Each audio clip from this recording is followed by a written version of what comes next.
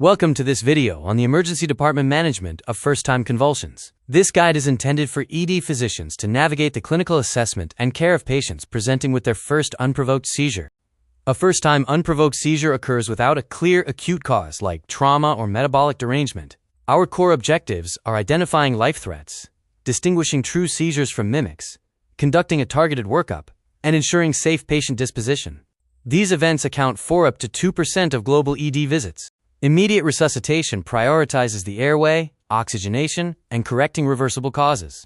Use suction, provide supplemental oxygen, establish IV access, and perform a bedside glucose check. A critical safety note: do not use rigid oral airways or bite blocks during an active seizure to avoid dental trauma.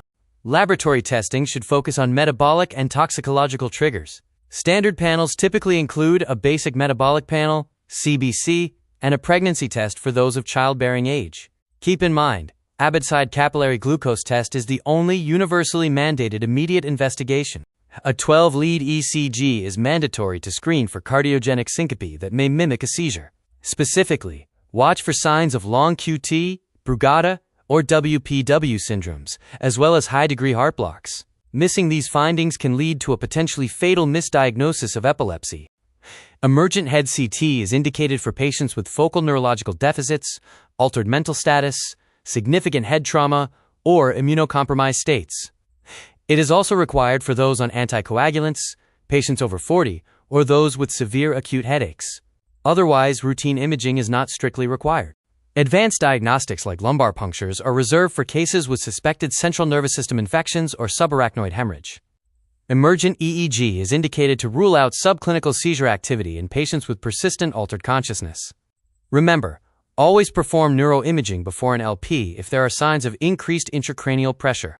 Accurate diagnosis depends on witness testimony. Distinguish seizures from syncope by checking for an aura, motor activity duration, and the postictal phase.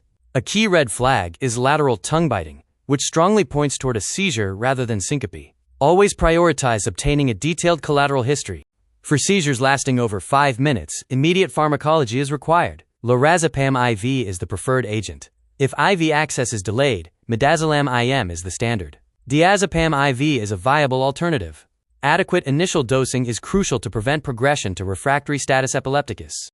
If seizures continue after 2 doses of first-line benzodiazepines, initiate second-line therapy with levetiracetam, fosphenytoin, or valproate.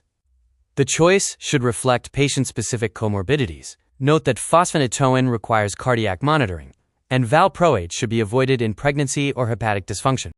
Refractory status epilepticus is a critical emergency requiring intubation and potential anesthetic infusions, such as propofol, midazolam, or ketamine. During intubation, avoid long-acting neuromuscular blockers, which mask motor signs of seizures. Continuous EEG monitoring is mandatory to titrate anesthetic infusions and ensure seizure control. To be discharged, a patient must have returned to baseline, have a normal workup, and have an outpatient follow-up arranged. Provide strict safety counseling regarding driving, water safety, and working with machinery. Avoid initiating daily anti-seizure medication in the ED unless there are specific high-risk features.